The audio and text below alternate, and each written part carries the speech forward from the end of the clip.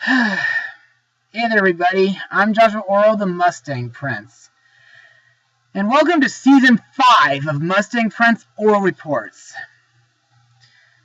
Well, everyone, here we are in the year 2017.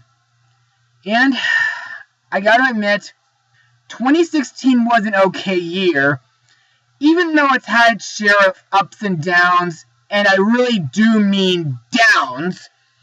Like my leg getting reoperated, my work hours at Chili's getting cut, as well as political problems. And let's not forget a huge pack of celebrities dropping off like flies. Sheesh. Speaking of which, today I'd like to talk about one of them. And that guy was English 80s pop singer and songwriter David Bowie. Now, I gotta admit, I didn't listen to too many of his songs during my childhood, but my favorites while growing up were Dancing in the Streets with Rolling Stone's Mick Jagger, Let's Dance, Blue Jean, Real Cool World, as well as Under Pressure with Queen's Freddie Mercury. Not only that, but he was also a great actor. Some folks might know him for being in such classics like Yellowbeard, Into the Night, and the atrocious Arthur and the Invisibles trilogy. He even made a cameo appearance in Zoolander and Band Slam. However, the film I'll be taking a look at today is the film that introduced me to Mr. Bowie, and something that me and several other folks consider an underrated classic. So, let's get started.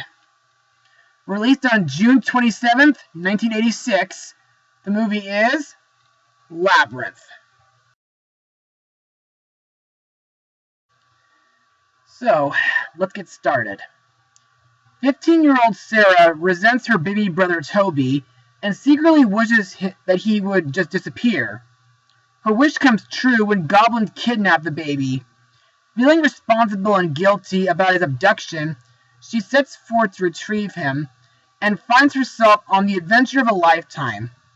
To rescue her brother, she must sneak into the castle of the Goblin King, which is in the center of the fantastical labyrinth. But the task is easier said than done, for the maze is filled with strange creatures and mind-bending puzzles, and nothing is really as it seems. So, what are my thoughts? Well, I really liked it. I never saw it in theaters, though, why else? I wasn't born that time. But luckily, I did manage to watch it on the Disney Channel during the mid-90s, and I found it to be a very mysterious and adventurous movie.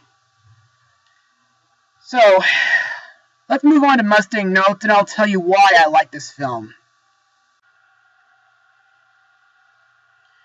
Richard Corliss noted that the film appeared to be influenced by The Wizard of Oz and the works of Maurice Sendak, writing, and I quote, "Labyrinth lures a modern Dorothy Gale out of the drab Kansas of real life into a land where the wild things are."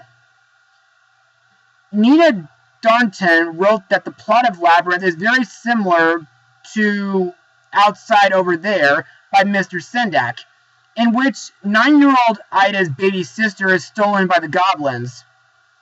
Copies of Outside Over There and Where the Wild Things Are shown briefly in Sarah's room at the start of the film, along with other stories such as Alice in Wonderland, Wizard of Oz, Grimm's Fairy Tales, and of course, Disney's Snow White.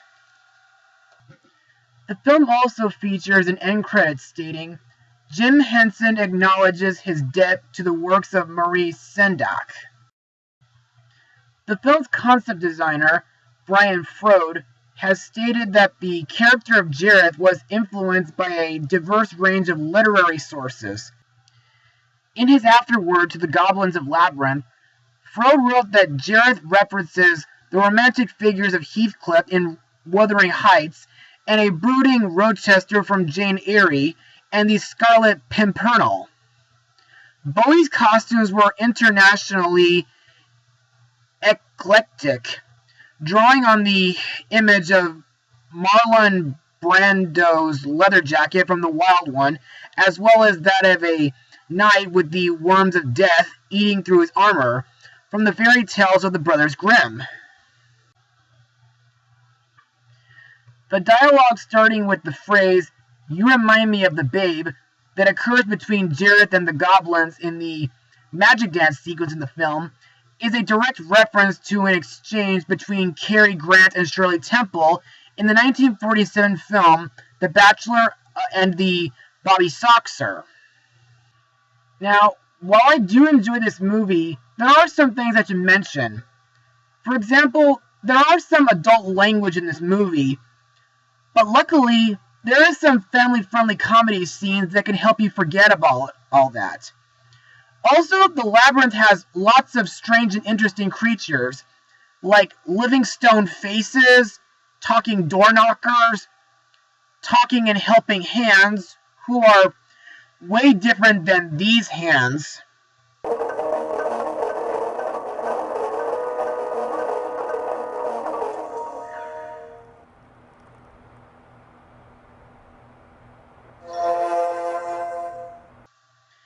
And many other creatures. Not to mention a couple of booby traps in the ground. There's even a bog of eternal stench that makes burping and farting noises, and if you take one step into it, you'll stink forever. Not even water will help. Even the Goblin King's castle is weird, with staircases on the walls and ceilings. The music, on the other hand, is one of the best things in this film. Why? Because it's classic 80s music. Another thing I need to mention is the ending, when Sarah is reunited with her friends from the Labyrinth in her bedroom. It almost makes me think of a similar scene that me and my theater friends did in Alice One Cat's Tale back in late spring 2015. Now it's time to talk about the cast of this movie. Let's begin with Jareth the Goblin King, played by David Bowie himself. Now, in my opinion, this guy is the star of the film, despite the fact that he is the villain. But anyway, after he kidnaps baby Toby and starts testing Sarah to go through his labyrinth in order to get to his castle, he tries to make sure she fails by confusing her and throwing a few obstacles at her, while he keeps Toby hostage. Fun fact, Bowie recorded 5 songs for the film: Underground, Magic Dance, Chilly Down, As the World Falls Down, and Within You. To me, these songs are just so catchy, fun, and eccentric, especially during the times when Jareth's goblin minions accompany him like a chorus. Our main character, Sarah Williams, is played by Jennifer Connelly, who got to be in the 2003 Hulk movie, including the 2014 Noah film, and, of course, 9. Sarah is a 15-year-old girl who journeys through the labyrinth to find and rescue her baby brother. What I like about Sarah is that she's brave, curious, and never gives up. However, her one problem is that she can sometimes take things for granted. Next up we have Hoggle, a dwarf voiced by Muppet performer Brian Henson, whom I talked about before in my blogs of Return to Oz and The Christmas Toy. Hoggle is employed by Jareth to do his bidding. For example, he was supposed to lead Sarah back to the beginning of the labyrinth, and was instructed to give her a peach that would make her forget about her quest. But, because he became friends with Sarah, he decides to help her on her quest. We also have Ludo, a kind-hearted beast voiced by hyper-realistic sculptor Ron Mayuk. God, I hope I pronounced that name right. Anyway, what I like about Ludo is his gentleness. Plus, he makes me think of Chewbacca from the Star Wars films. But my favorite thing he does is his howl, which summons huge rocks. Which happens twice. Once, in order to get across the bog of eternal stench, and the other is to face the Goblin King's minions. So I guess you could say that Ludo speaks the language of rock and roll, huh?